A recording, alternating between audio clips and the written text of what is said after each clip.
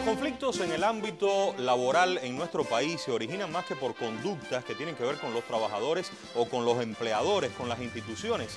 Fíjense, más bien se originan en el desconocimiento a la hora de actuar. El desconocimiento que bien puede ser de nosotros, de los trabajadores, o incluso de los empleadores, de las personas responsables en las instituciones, de echar a andar los mecanismos que tienen que ver con la reclamación de sus derechos en el lugar donde trabaja. Es un tema realmente muy sensible y al cual queremos dedicar 2 programas aquí en Hacemos Cuba. Vamos a una primera entrega en esta oportunidad y el próximo miércoles volveremos a intentar buscar cada uno de los detalles detrás del sistema de justicia laboral en Cuba. Vamos desde nuestro programa. Acompáñenos.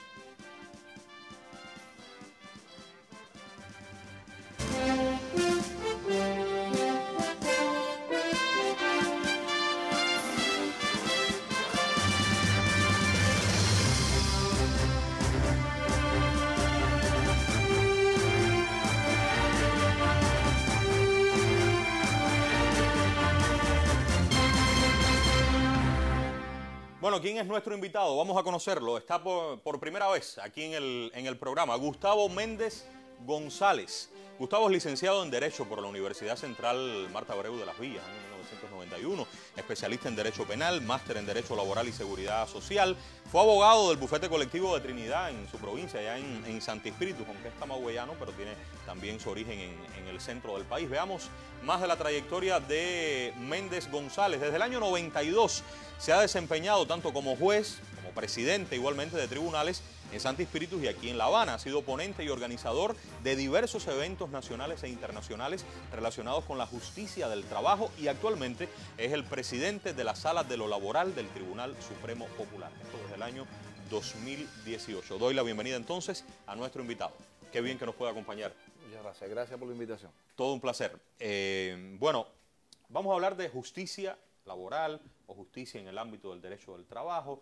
Más que el término, yo quisiera la primera pregunta que tiene que ver con esta idea. Uno se imagina la administración como un ente poderoso, como un ente que tiene importantes prerrogativas. Y ese ente, frente al trabajador, uno puede entender que el trabajador puede estar desprotegido si la administración no hace todo como debe ser. Cuando hablamos de todos estos mecanismos para la justicia en materia del derecho del trabajo, de los trabajadores, ¿a quién se está protegiendo esencialmente aquí? ¿A la administración o a los trabajadores? ¿Cuál es el propósito de todo esto que vamos a explicar? El derecho al trabajo específicamente está diseñado para eso, para establecer el equilibrio que no existe en ese tipo de relación. O sea, los desbalances que existen en la relación de trabajo entre el empleador y el trabajador, buscar que la norma logre ese equilibrio que nace desde la relación que surge entre el empleador y el trabajador. Se dan muchos conflictos en el ámbito de las instituciones. De diversas naturalezas y con bastante frecuencia los conflictos. Lo ideal para resolver estos conflictos sería resolverlos entre los implicados o ir a ese órgano, ya sea el tribunal o sea el órgano de justicia. ¿Qué usted recomienda? Tratar de encontrar la solución entre los implicados del conflicto. Es oportuno la reflexión que haces, porque es que incluso cuando nosotros hablamos de conflictos de trabajo, estamos hablando de esa cuestión que no logró la solución en el momento donde ocurre, no logró ponerse de acuerdo, no logró una armonía entre el empleador y el trabajador o entre los trabajadores que entran en el conflicto. Sí, porque estos conflictos pueden ser bien entre trabajadores o entre el trabajador y el empleador. Y el empleador, exactamente.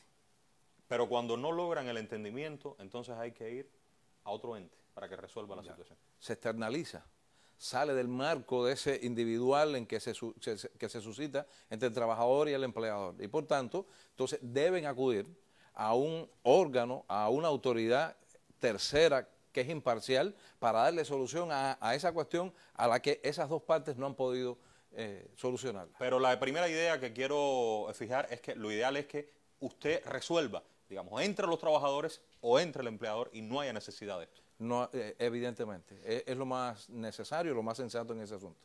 Bien, pero veamos porque eso no siempre pasa, ese sería el estado ideal. La realidad es que muchos conflictos en nuestro país no se resuelven entre los trabajadores o entre los trabajadores y el empleador. Y mi primera pregunta en este sentido sería, ¿qué es lo que origina fundamentalmente las reclamaciones de los trabajadores en Cuba? ¿Por qué motivos esencialmente? Hay 2 motivos esenciales. por la aplicación de medidas disciplinarias o por el ejercicio del trabajador para hacer cumplir sus derechos. O sea, me imponen una medida disciplinaria y no estoy de acuerdo con la medida. Exactamente. Da lugar a que el trabajador dé inicio a un proceso reclamatorio para hacer valer su derecho por las distintas razones que pueda alegar de inconformidad en ese sentido. Ahora, usted dice que las más reclamadas son la separación definitiva de la entidad y la de traslado a otra plaza con pérdida. Sí, exactamente. De las 6 medidas disciplinarias que se están establecidas en el Código de Trabajo que se imponen por los empleadores, estas son las más reclamadas. Vamos a recordar cuáles son esas 6 medidas que se pueden imponer. Se puede imponer la amonestación pública ante el colectivo, se puede imponer la multa de hasta el 25% del salario del trabajador, se puede imponer la suspensión por 30 días del vínculo sin derecho a una retribución. Sin salario. Sin salario. Se puede imponer igualmente el traslado temporal a otra plaza hasta un año de duración. Temporal, hasta un año. Hasta un año de duración. Durante ese periodo desempeñaría otro cargo por un año o por el periodo que determine el empleador. Y pero después regresa a su plaza habitual. Con derecho a regresar a su plaza. Y entonces las demás, las siguientes 2 sanciones. O sea, que sería traslado con pérdida de la plaza que tenía. O la separación definitiva. O la separación definitiva. ¿Por qué se reclama fundamentalmente? Y aquí está también la explicación.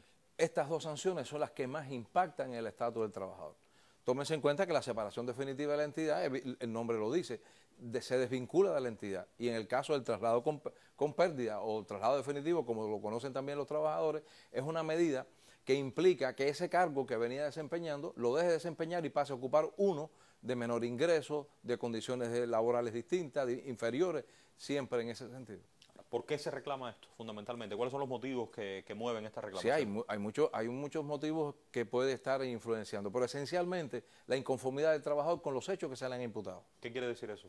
Que si se le imputa una negligencia por una violación de un procedimiento, el trabajador alega en muchas ocasiones que realmente o procedió de una manera o procedió de otra, o porque desconocía o porque no conocía las normas que lo regían y esa es la manera de defenderse contra esa imputación. Dicho de otra manera, eso que están diciendo ahí no es así, eso no es verdad, la realidad es otra. Es otra. Ese es el primer gran motivo. Ese es el primer gran motivo. ¿Qué otro motivo? Pudiera ser un motivo relacionado con la gravedad de la medida. Las medidas disciplinarias, como hablamos, que son varias, ahí van ascendiendo en gravedad, en severidad. ¿Ya? Y entonces muchos trabajadores pueden reconocen que son responsables de una indisciplina, pero que la medida que se le ha aplicado no es proporcional, no se corresponde con la indisciplina que ellos consideran que han cometido. O sea, yo lo hice, es verdad, pero yo creo que esa medida es muy fuerte. Es muy fuerte. Y reclaman esto también. Y reclaman eso también. Una tercera cuestión de la que más se reclama, ¿cuál sería? Pudiera ser que estén reclamando porque se le ha aplicado la medida sin cumplir el término que establece la ley. El plazo, el periodo que le otorga la ley al empleador o a la autoridad facultada para imponer la medida disciplinaria. Y ahí estamos hablando de que el trabajador se documenta, lee, busca y dice, hey, conmigo incumplieron, aunque los hechos son reales, bien, la medida es esta, pero usted, mi jefe, no lo hizo como debía y por eso yo reclamo también. Reclamo igual. Interesante. Esto es lo que tiene que ver con medidas disciplinarias. Pero hay otro grupo de reclamaciones que tienen que ver con derechos. Es decir, yo creo que tengo derecho a esto, mi derecho ha sido violado. Explíqueme cómo funciona esto en las reclamaciones. El Código de Trabajo reconoce un grupo de derechos, lo reconoce la Constitución, los desarrolla el Código de Trabajo y otras normas que complementan el Código de Trabajo. Esos derechos reconocidos pueden ser no respetados, pueden ser quebrantados por parte del empleador. Y el trabajador tiene el derecho entonces de reclamarlos. Y hay una diversidad de derechos en ese sentido. ¿Cuáles son los que más se reclaman en Cuba hoy? Se reclaman, por ejemplo, relacionados con el interés de un trabajador de ocupar una plaza. Queda vacante una plaza en una entidad que es de interés de varios trabajadores, se convoca y varios trabajadores acuden a la convocatoria con el derecho que le asiste, según su parecer, de que tienen derecho a esa plaza. Y entonces se le da a una persona y se le da a uno porque es una sola plaza. Claro. A veces son 7 contendientes. Y entonces esos otros 6 pueden reclamar. Pueden reclamar porque se hacen de la creencia del derecho de que les asiste el ocupar esa plaza. Póngame más ejemplos de reclamaciones de derechos. Bueno, está el caso de que un trabajador que tiene que cumplir requisitos de idoneidad para mantenerse en una plaza, en un momento determinado el empleador determina que ya no cumple todos esos requisitos. Y por tanto es separado. Y por tanto se le aplica un procedimiento que puede conllevar a la desvinculación del centro de trabajo. O sea, usted ya no cumple los requisitos para estar ahí y por tanto el empleador dice ya no puede seguir y usted reclama. Aquí tienen otros ejemplos, declaración de disponibilidad, interrupción laboral. Coménteme de estos ejemplos. Ya está, por ejemplo, la disponibilidad. Nosotros tuvimos en un periodo determinado, al inicio de la década del 2010, un proceso amplio de disponibilidad cuando el país inició un proceso de transformación de las entidades. Reajustaron las plantillas y quedaron vacantes, en la plantilla quedaron amortizadas muchas plazas. ¿Ya? Eso dio lugar a que del colectivo de trabajadores se decidiera quiénes permanecían y quiénes quedaban disponibles. El que quedó disponible, evidentemente, también entiende que él debía permanecer y eso dio lugar a reclamaciones también. Que son posibles. O sea, estamos hablando de ejemplos posibles de derechos que usted puede reclamar. Que se reclaman. Y que se reclaman. Vamos a explicar, después que sigamos con los ejemplos, cómo se reclama. O sea, que va a ser la segunda parte de este programa porque existen mecanismos, maneras, formas, vías y de esto también debemos conocer. Sobre el pago de salarios y certificados médicos, ¿qué es lo que se reclama aquí? Se reclama, sobre todo hoy en las condiciones, sobre todo cuando hay entidades en las que rigen sistemas de pago, los que están en perfeccionamiento, los que están relacionados con el pago según los resultados de trabajo, sí, que están sujetos a indicadores. Esos indicadores pueden moverse, pueden modificarse según las condiciones de trabajo y de productividad en una entidad determinada y puede dar lugar a la modificación de los ingresos de los trabajadores. Y yo entiendo que no es el suficiente y por tanto reclamo también. Y se reclama igual. Bueno, sobre el periodo de prueba, modificación del contrato, tratamiento a los trabajadores declarados con invalidez parcial. Realmente son muchos los ejemplos en materia de derechos. Pero la pregunta mía sería la siguiente ahora. Lo mismo para una medida disciplinaria que para la reclamación de un derecho. ¿Cómo comienza esto? ¿A dónde puedo ir? Los famosos órganos de justicia, los tribunales, a veces uno dice, es aquí, es allá. Explíqueme cuándo al órgano de justicia laboral y cuándo entonces al tribunal para la reclamación de cualquiera de estos ejemplos que usted ha puesto o de otros que no se han citado aquí. Sí. Cuando se trate sobre la imposición de medida disciplinaria o la reclamación de un derecho que el trabajador estime que se le ha lacerado o que reclama su reconocimiento, los trabajadores del sector estatal, porque pertenecen a los órganos de la Administración Central del Estado, a los organismos, a las empresas, a las entidades presupuestadas, entre otras que la ley reconoce, deben de carácter obligatorio acudir al órgano de justicia laboral de base, en primera instancia. Órgano de justicia laboral. Laboral. En mi institución, en mi centro de trabajo. En su centro de trabajo. Repetimos, ¿eso será para qué trabajadores? Para los trabajadores, pudiéramos encuadrarlo en un término que no lo abarca todo, pero que sí hace una diferenciación. Trabajadores del sector estatal, órganos del Estado, organismos, empresas, unidades del sistema presupuestados. Sí. Todas esas personas deben reclamar en primer lugar al órgano de justicia laboral de su propia institución. ¿Cuándo puedo ir al tribunal? Al tribunal una vez, en este caso, estos trabajadores a los que habíamos hecho mención, vencido o cuando se agote o se solucione en el órgano de justicia laboral la reclamación de estar inconforme, pueden acudir al tribunal municipal. ¿Para cualquier medida? Para cualquier medida, en el caso de las medidas disciplinarias, no. Al órgano, cualquier trabajador acude cuando se le impone cualquiera de las 6 medidas disciplinarias que te había mencionado anteriormente. En cualquier caso, cualquiera de las 6 medidas que me impongan, yo puedo reclamar ante mi órgano. Ya. Pero el órgano soluciona, yo no estoy conforme. ¿En qué casos puedo ir al tribunal? Hoy la ley establece que se puede acudir al tribunal inconforme con la decisión que adopta el órgano de justicia, que esa resolución o esa decisión tiene el nombre de acuerdo, sí, cuando inicialmente se ha aplicado la medida disciplinaria de separación definitiva y de traslado definitivo. ¿Y en el caso de las otras medidas? El órgano solo es única instancia para resolver esos asuntos. O sea, lo que determina el órgano, hasta ahí. Es de carácter firme, se cumple de inmediato y no es impugnable ante ningún otro órgano. Pero vamos a los ejemplos anteriores. Si me separan definitivamente de mi puesto de trabajo o soy removido a un cargo de menor remuneración, como usted decía, y no estoy conforme con lo que dijo el órgano, ahí sí puedo ir al tribunal. Sí. ¿A qué tribunal? Tribunal municipal. Del municipio donde está enclavado la entidad donde se origina este conflicto. Porque puedo vivir en otro municipio y trabajar, digamos, en otro. Pero estamos hablando de donde está la... Donde está enclavado el centro de trabajo donde acontece el conflicto tanto disciplinario como de derecho. ¿Qué le propongo? En los minutos estamos en 15 minutos. En los otros 15 minutos, hablar de cómo funciona el órgano de justicia, y la semana que viene, usted va a estar con nosotros 2 semanas, dedicar entonces el programa a cómo funciona esto en los tribunales, cómo es el proceso cuando llega al tribunal. Pero en Cuba, doctor, hay un crecimiento del trabajo llamado trabajo por cuenta propia. Usted no me lo mencionó aquí. ¿Qué pasa con los trabajadores por cuenta propia? Por eso hacía la diferenciación para entenderlo un poco mejor. Este es el sector no estatal. El sector no estatal no tiene que acudir a los órganos, van directamente a reclamar sus derechos ante el Tribunal Municipal. Ahora, ¿qué trabajadores pueden reclamar sus derechos? Los trabajadores por cuenta propia que están subordinados a otro trabajador por cuenta propia, que está autorizado para contratar, para emplear trabajadores por cuenta propia, y cuando ese empleador, porque ese trabajador por cuenta propia también se erige como empleador, si le lacera, si le viola alguno de sus derechos, va y los reclama también. Lo que estoy entendiendo es lo siguiente, y usted me corrige si no está bien.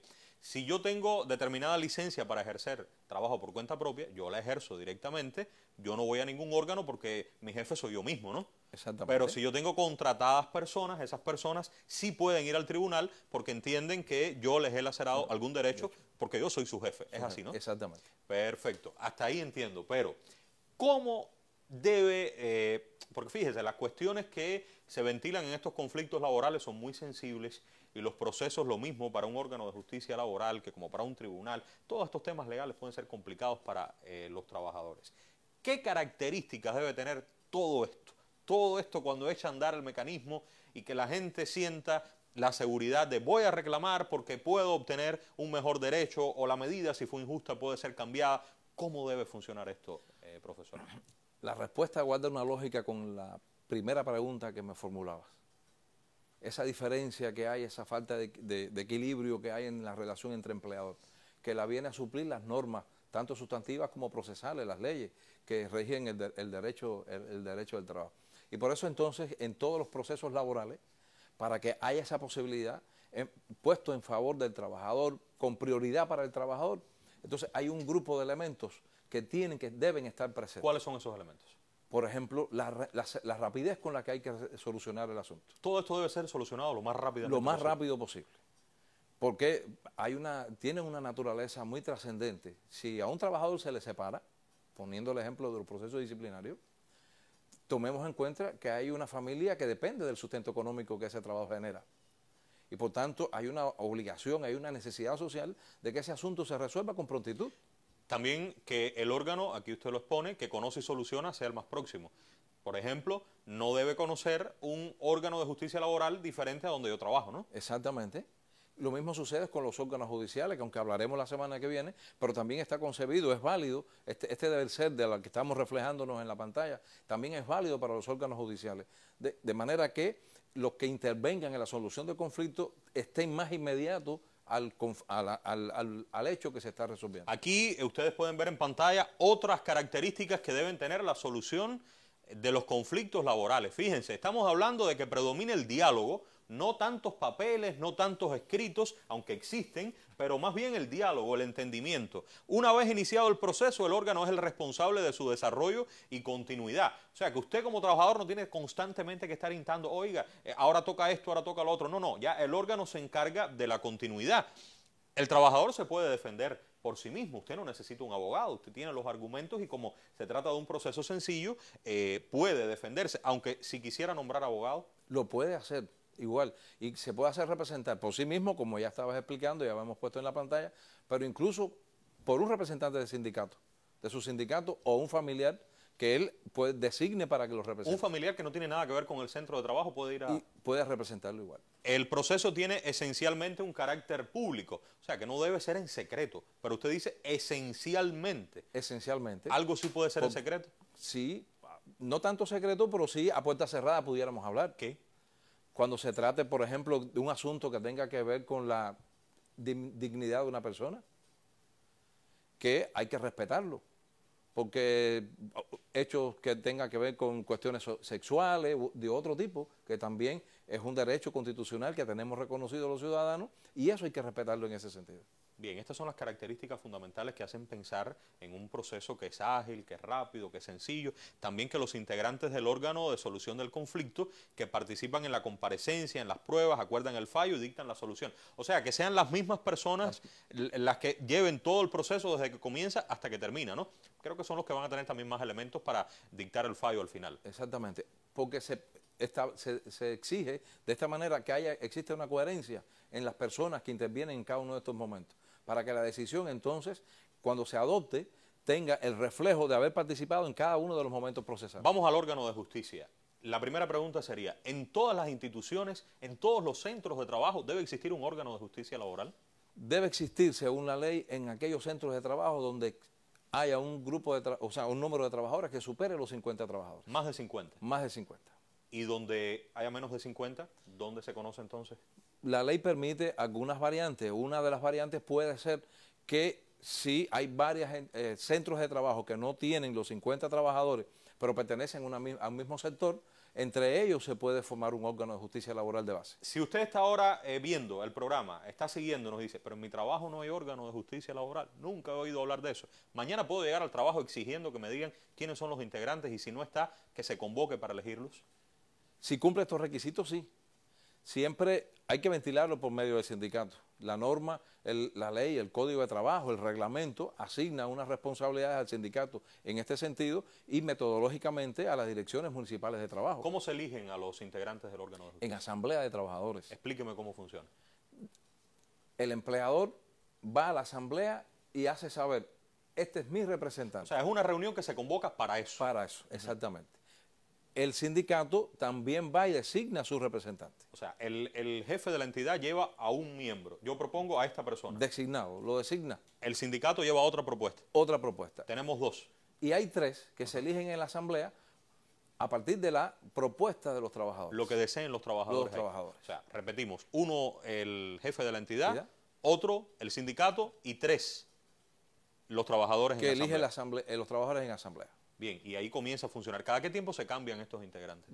Tiene un periodo de vigencia el mandato de los miembros del órgano de 2 años y medio. ¿Cada qué tiempo se debe reunir ese órgano? ¿Solo cuando conozca de una reclamación? Cuando tengan que conocer algún asunto, alguna reclamación. Bueno, y si la reclamación, vamos a pensar en una institución, un centro de trabajo donde el trabajador que está reclamando tiene algún vínculo de amistad, de enemistad, de relación, etcétera, el del órgano con el trabajador que está reclamando. La ley también prevé esa posibilidad. Por eso que no solo los integrantes, los 5 que hemos hablado, o los 7 en determinadas circunstancias que también se pueden integrar el órgano. Si es más grande el lugar, si es más grande, si hay otras características, que la ley prevé, los requisitos para hacerlo, que puede extenderse hasta 7 miembros, pero que en ese caso serían 5 los trabajadores que se eligen en asamblea. Esta circunstancia de la que me estás hablando tiene una solución, y es que también tanto el empleador, el sindicato, como los propios trabajadores designan sustitutos. Sustitutos. Y en estos casos, la persona que esté involucrada en una situación de este tipo, porque conoce el asunto, porque fue quien tomó la decisión, porque participó en el hecho, evidentemente no puede participar en el conocimiento y entonces asume un sustituto. Oiga, ¿cómo controlar la influencia directa que puede tener el jefe sobre ese órgano de justicia cuando estoy pensando en una medida disciplinaria que impone el jefe también tiene la posibilidad de designar a uno de los miembros, pero los otros no, el sindicato uno, el resto de los trabajadores? Esto puede ser complicado. ¿Cómo establecer eso? ¿Cómo establecer la armonía que debe existir? No se me ocurrió la palabra, parece excelente. Sí. ¿Cómo establecer esa armonía entonces? ¿Cómo establecer esa armonía? Sobre todo porque usted decía al inicio que todo esto está creado para defender al trabajador. Protección al trabajador. Esa armonía se logra esencialmente desde un punto de vista de las personas que participan, los que intervienen en esta solución, de la conducta. Por eso que para elegir a estos miembros tienen algunos requisitos que la ley establece: tener buena conducta, tener una ejemplaridad en el trabajo, buenos resultados de trabajo, incluso no tener sanciones disciplinarias y de haberlas tenido, haber estado rehabilitado. O sea, es una garantía la cualidad de las personas que integran estos órganos. En todos los casos, y repito esta pregunta aunque usted lo explicaba, debo ir primero al órgano de justicia laboral, excepto los trabajadores por cuenta propia. que van directos a los tribunales municipales. O sea, en todos los casos tengo que ir, repetimos, al órgano de mi lugar y conocer, estar al tanto, etcétera. ¿Qué le propongo ahora? Vamos a imaginar que yo presento una reclamación, ya sea, hemos conocido que las reclamaciones usted la puede presentar tanto por imposición de medidas disciplinarias o por derechos, por la reclamación de determinados derechos, sea por una cosa o por otra. Comienza mi deseo de reclamar. ¿Qué hago? Vamos a explicar el recorrido completo. ¿Cómo pongo en conocimiento del órgano de Comienza el justicia? diálogo, como habíamos puesto, comienza el diálogo. El trabajador tiene la posibilidad de presentar su reclamación por escrito, pero también puede ser y va y convoca al secretario del órgano de justicia y le dice, quiero reclamar. Se extiende un acta, hace saber su reclamación, los argumentos con los que expone su inconformidad y se convoca a una comparecencia. ¿Ese escrito tiene algún tipo de requisito o es algo sencillo? Por eso que está despojado de formalidad. No requiere formalidad. Ni tengo que ir a ver un abogado para que me ayude a hacer el escrito. No se aunque requiere. si quiero puedo hacerlo. Se puede asesorar, los abogados asesoran, pueden elaborarle los escritos. Están fundamentados desde el punto de vista técnico, pero el parecer del trabajador, su voluntad, su intención queda reflejada cuando él va de manera personal o lo presenta y lo elabora él o lo hace saber al secretario del órgano. Entregué el escrito, ¿qué pasa después? Se convoca una comparecencia, que es también oral, que aunque queda constancia en acta, el trabajador allí puede debe exponer sus alegaciones, su inconformidad, las razones que le acompañan para llegar hasta ese órgano y reclamar. ¿Quiénes deben estar en esa comparecencia? Bueno, presidido ese acto por los integrantes, por los miembros del órgano, los 5 miembros del órgano, debe participar la contraparte del trabajador, en ese caso el empleador también. Debe estar ahí. Debe estar allí presente y para exponer también responder a esa reclamación que hace el trabajador. ¿Puede ir todo el que quiera del centro de trabajo ahí? Cuando se hablaba ahorita de publicidad, ese es un ejemplo. En los centros de trabajo hay muchos órganos que nosotros hemos apreciado cómo incluso lo publican en sus murales y anuncian la celebración de este tipo de actos y cumplen una labor educativa también, porque de esta manera también nuestros colectivos se educan en la disciplina, en el orden.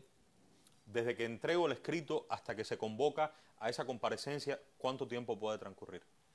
La ley establece un plazo, un tiempo que debe durar. Y aquí se cumple que deben ser aproximadamente un mes. Hasta un mes. Hasta un mes aproximadamente. Pero nada impide que sea rápido, como el otro día, en una semana. Inmediatamente que concluya la comparecencia, se adopta la decisión y se le notifica al trabajador. Mientras más rápido, obviamente mejor. Es mucho mejor. Bien, no siempre es así. No siempre es así. Sí, a veces lo determina la complejidad del asunto, que requiere de más indagación, de buscar otros elementos de prueba. Sí. ¿Qué pasa después de la comparecencia? Puede ya decidirse o irse a una nueva fase de prueba. Y entonces es el ejemplo que te ponía, practicar nuevas pruebas, revisar documentos, revisar reglamentos, porque no se tuvieron a mano, tomarle entrevista a otras personas. Pero ahí mismo en esa propia comparecencia ya el órgano puede dictar su fallo. No, tiene que ser en otro momento. Ahí mismo no se sale entonces con la respuesta del órgano. Claro, los integrantes del órgano después requieren de un momento para analizar, evaluar y tomar la decisión que corresponde al asunto. Después de esa comparecencia, ¿qué tiempo tienen para tomar la decisión y hacerla pública? Lo más inmediato posible. Estamos hablando de días, de semanas. De días, sí. De días, puede ser 5 días, lo más inmediato posible. Bien. Pongo en conocimiento del trabajador y de la administración el resultado, por escrito también. Por escrito. ¿Qué pasa después? Ya con ese escrito, ahí se le hace saber al trabajador o al empleador que tienen un término de 10 días para reclamar ante el Tribunal Municipal, de estar inconforme con lo que se acordó por el órgano de justicia. Pero no para todas las medidas que usted decía. No, solo para los casos que habíamos mencionado, cuando inicialmente el empleador aplicó separación definitiva o traslado con pérdida de la plaza. En el caso de que el órgano esté revocando esa medida impuesta por la administración, pero ya la medida estaba cumpliendo su efecto, digamos, ya la persona estaba separada, ya la persona echó a andar todo este mecanismo sin estar trabajando. ¿Cómo funciona esto cuando la persona regresa?